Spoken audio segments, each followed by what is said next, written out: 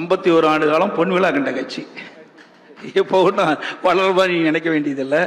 பொன்மனச்சம்மல் புரட்சித் தலைவர் எம்ஜிஆர், இதயம் புரட்சித் தலைவர் அம்மா மறைவுக்கு பிறகு அம்மாவுடைய அரசு 31 ஆண்டு காலம் தமிழகத்திலே ஆட்சி புரிந்த கட்சி.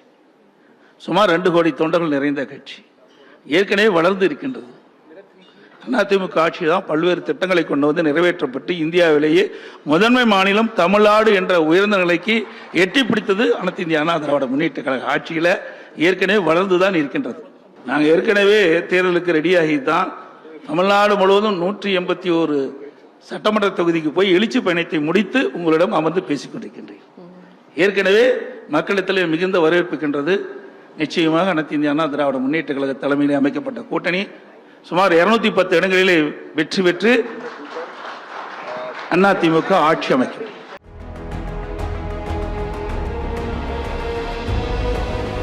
கே. பழனிசாமி என்னும் நான்